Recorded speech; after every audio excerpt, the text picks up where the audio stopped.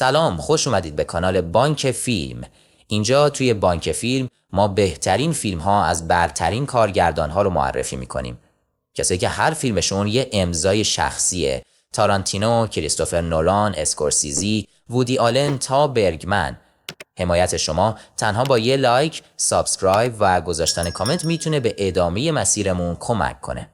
راستی توی پلیلیستی که لینکش میاد میتونه با برترین فیلم های کارگردانای مطرح جهان آشنا بشی. امروز میخوایم درباره یکی از پرسر و صداترین و مورد انتظارترین فیلم های امسال صحبت کنیم که احتمالاً یکی از مهمترین و جنجالی ترین فیلم های سال 2025 خواهد بود. One Battle After Another یا نبرد پشت نبردی دیگر، شاهکار جدید پال تاماس اندرسن. فیلمی که به گفته استیون اسپیلبرگ از نظر لحن خیلی به شاهکار کوبریک یعنی دکتر استرنجلاو نزدیکه. اگه با کارهای این کارگردان آشنا باشید میدونید که فیلمهاش همیشه یه جورای خاص و متفاوتن. این بار اندرسون برگشته، اون هم با یه حماسه آمریکایی مدرن که هم طنزه و هم شدیداً جدی و تاثیرگذار. این فیلم رو با الهام از رمان واینلند نوشته تاماس پینچن ساخته. البته اندرسن از رمان وام گرفته و اون رو به سبک خودش درآورده و اون رو تبدیل کرده به یه تصویر ترسناک از امروز و فردای آمریکا.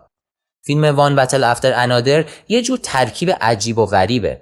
ژانر فیلم رو میشه اکشن، جنایی، درام و تریلر دونست، اما فضای فیلم یه جور حماسه کارناوالی هست درباره خیر و شر، خشونت و قدرت و مهمتر از همه مبارزه با بی‌عدالتی. فیلمیه که همزمان که باش میخندید لرزه‌ای از خشم رو هم حس میکنید. خلاصه بگم فیلمی نیست که به راحتی از ذهنتون پاک بشه. کارگردان نابغه‌ای که با فیلم‌های شب‌های بوگی، خون به پا خواهد شد و مگنولیا میشناسیمش. این فیلم یه شروع فوق‌العاده داره که همون دقایق اول حسابی میخکوبتون میکنه.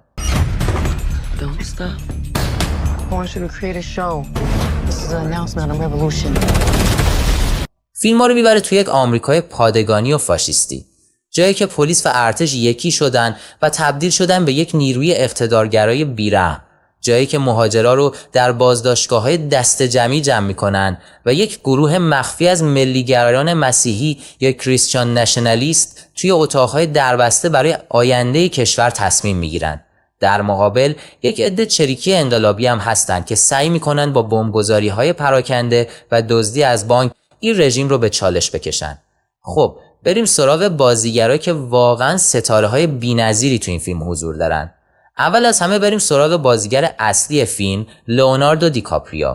میدونید که دیکاپریو نزدیک 30 ساله که تو هالیوود خدایی میکنه و هر نقشی رو که بازی کرده شاهکار بوده. قبل از اینکه بریم سراغ جزئیات، باید بگم که این تحلیل شامل اسپویل هایی از داستان فیلمه.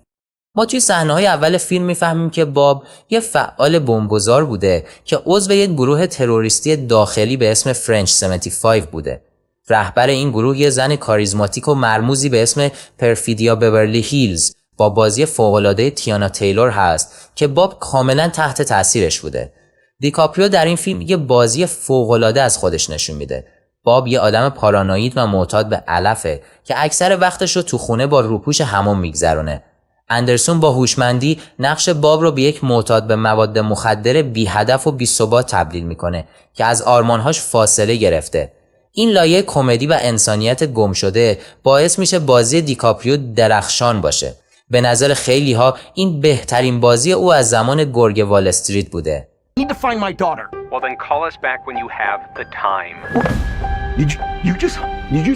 در کنارش تایانا تیلور در نقش پرفیدیا بورلی هیلز، رهبر انقلابی ها، یک حالت تمسخرآمیز هیپنوتیزم کننده از سرکشی رو به نمایش میذاره. پرفیدیا شریک زندگی و مبارزه باب میشه. و اما ضلع سوم این مثلث عجیب، شان پن در نقش کلونل استیون جی لاکجاو، یک افسر ارتش با موهای خاکستری و قیافه یک دیکتاتور سختگیر. و ستاره دیگه فیلم بنیسیو دل تورو در نقش سنسی سرجیو سنت کارلوس که مربی کاراته ویلاس دختر بابه و رهبر یک پناهگاه مهاجرتیه که در نیمه دوم فیلم تبدیل به یک فرشته نجات و همکار استراتژیک برای باب میشه. Sensei, please. Courage, Bob. Courage. That's it. Courage. Yeah. ماجرا وقتی پیچیده میشه که کلونل لاکجاو موفق میشه پرفیدیا رو دستگیر کنه و بعد از یک شب نشینی بین این دو نفر پرفیدیا باردار میشه. اینجاست که تم اصلی و عمیق فیلم شروع میشه، اینکه حتی متخاصم ترین عناصر جامعه ما، چه جناح‌های ایدئولوژیک چه شهروندانی از نژادهای مختلف، عمیقاً به هم گره خوردن. انقلابیون فیلم در واقع شانسی ندارن. مبارزه اونا در برابر این دولت عظیم کاملا خیال پردازانه است. برای همین تمرکز فیلم از این نبرد نظامی به نبرد شخصی تبدیل میشه. بعد از به دنیا اومدن دختر پرفیدیا ویلا که باب فکر میکنه پدرشه، وفاداری باب از انقلاب به سمت خانواده تغییر میکنه. پرفیدیای انقلابی سرسخت این تغییر رو نمیپذیره و فرار میکنه. بعد از اون صحنه پرهیجان و پرتنش داستان وارد زمان حال میشه، یعنی حدود 16 سال بعد. باب که حالا یه پدر مجرده سعی میکنه گذشته تاریکش رو فراموش کنه و زندگی آرومی رو با دخترش ویلا با بازی چیس اینفینیتی داشته باشه. حالا انقلاب از بین رفته و باب تبدیل شده به یک آدم علاف و مصرف کننده مواد مخدر که سعی میکنه از دخترش مراقبت کنه. در همین حین کلونل لاکجاو به یک گروه مخفی از ناسیونالیست های سفید پوست یعنی وایت نشنالیست به اسم باشگاه ماجراجویان کریسمس دعوت میشه که به اعضاش امتیازات زیادی میده، اما در عوض خواهان خلوص نژادی هستن.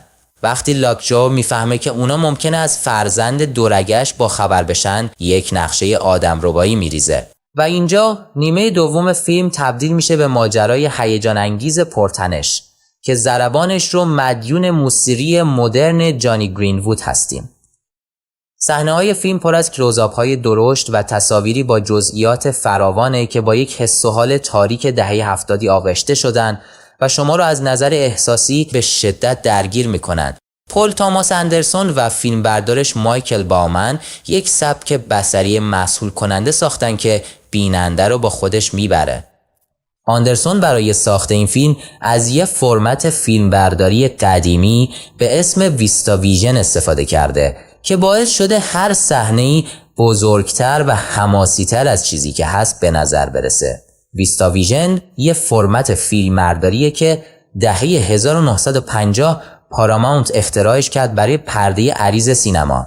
ایدهشون این بود که نگاتیو استاندارد 35 میلیمتری رو به جای اینکه عمودی حرکت کنه، افقی حرکت بدن جلوی لنز. اینجوری هر فریم تصویر روی سطح بزرگتری از نگاتیو ثبت میشد. نتیجهش این بود که وقتی رو پرده بزرگ نشون میدادن، تصویر خیلی واضح‌تر و با کیفیت‌تر بود. فیلم‌های معروفی مثل سرگیجه هیچکاک با همین فرمت ساخته شدن. لحظات کمدی فیلم هم در دل همین درام‌ها پنهان شده. مثلا خنده‌دارترین بخش فیلم جاییه که باب با اون لباس خواب چارخونه و کلاه پشمی تلاش میکنه با بقایای گروه انقلابی تماس بگیره، اما رمز عبور رو یادش رفت و از این همه بوروکراسی مرکز فرماندهی آسی میشه. این صحنه نشون میده که اندرسون نسبت به ایدئولوژی‌های سفت و سخت انقلاب هم نگاهی نقادی داره. اما پیام اصلی فیلم چیه؟ فیلم نبردی بعد از نبردی در واقع یک هشداره، هم یک تمثیل اکشن از اینکه چطور به این نقطه رسیدیم و هم یک نگاه به آینده. اندرسون میگه که انقلاب واقعی پیدا کردن و حفظ خانواده‌ای هست که برای کنار هم نگه داشتنش میجنگی. در واقع باب که انقلاب رو رها میکنه تا دختر دورگش رو نجات بده، داره انقلاب واقعی رو انجام میده. سفید و سیاه رو در کنار هم نگه داشتن، همونطور که همیشه بودن و امید رو زنده نگه داشتن، در مقابل رژیمی که خفه کردن امید رو به عنوان تاکتیک حکمرانی استفاده میکنه. فیلم میگه که از دل این شورش روزمره و عادی یک انقلاب بزرگتر سرچشمه میگیره. پل توماس اندرسون بعد از سالها دوباره با این فیلم نشون میده که چه کارگردان صاحب سبکیه. بازی دیکاپریو بحث برانگیزه، چون همزمان هم کمدی فیزیکی داره و هم یه شخصیت آسیب پذیر. یه جور ضد قهرمان دوست داشتنی اما شکست خورده. انگار اندرسون از توانایی دیکاپریو تو ترکیب کمدی فیزیکی که یه جورایی یادآور گرگ وال استریته با یه آسیب پذیری خیلی عمیق استفاده کرده و لایه‌های متضاد شخصیت باب رو نشون داده. شخصیتی که هم خنده‌داره هم تراژیک. علاوه بر دیکاپریو، شان پن هم توی این فیلم یه بازی فوق‌العاده از خودش به نمایش گذاشته و بعد از مدت‌ها یکی از بهترین نقش آفرینی‌هاش رو می‌بینیم. اون با بازی فوق‌العاده‌اش یه شخصیت پیچیده، ترسناک و چند لایه از لاکچاو میسازه که فقط یه آدم بد معمولی نیست، تصویری از نفرت از خود و خشم فرو خورده است.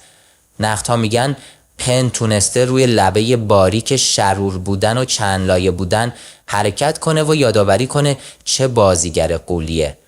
اندرسون استادانه بین کمدی، تریلر سیاسی و درام خانوادگی مدام در حال حرکته.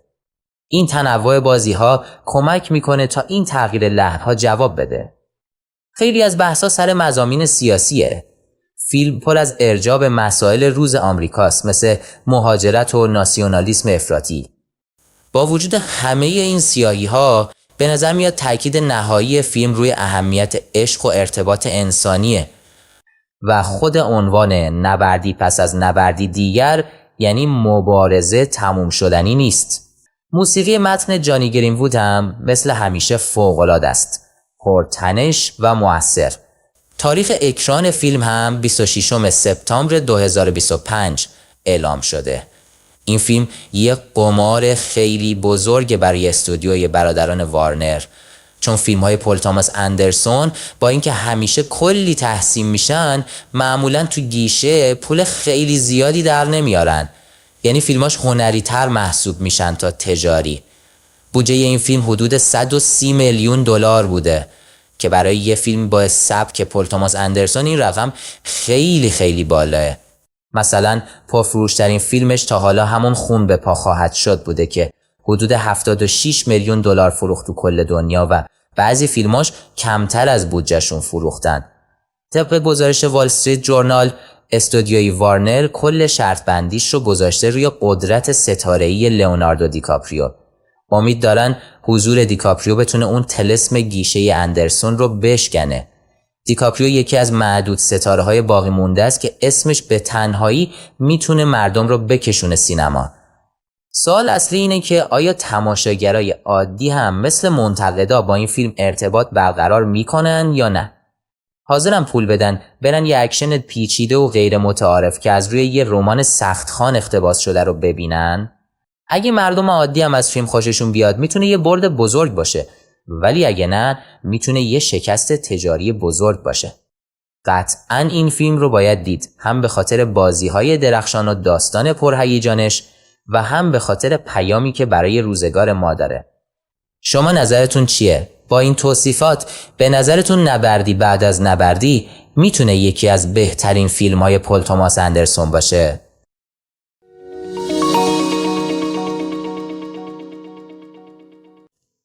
سپاس که همراه بانک فیلم هستید. اگر از این ویدیو راضی بودید حتما دکمه لایک رو بزنید و اگر به هنر هفتم علاقه‌مندید کانال رو دنبال کنید و با نظرات ارزشمندتون ما رو همراهی کنید. مشتاقم پیشنهادات شما رو برای بررسی آثار جدید بخونم. در این کانال تلاش می‌کنیم طیف گسترده‌ای از فیلم‌ها و سریال‌ها رو با دقت و توجه بررسی کنیم. از جدیدترین فیلم‌های سینمایی تا آثار برنده اسکار و نخل طلا، از فیلم‌هایی که از داستان‌های ادبی برجسته الهام گرفتن تا فیلم‌هایی در دسته‌بندی موضوعات مختلف. برای هر سلیقه‌ای فیلم‌هایی داریم که جذاب باشن. اگه میخوای ویدیوی بعدی با انتخاب تو ساخته بشه، کافیه نام فیلم، موضوع یا ژانر فیلم رو در کامنت ها بنویسی. برای ارتباط با ما هم میتونید به کانال تلگرام یا ایمیلی که در بخش توضیحات قرار داره پیام بفرستید.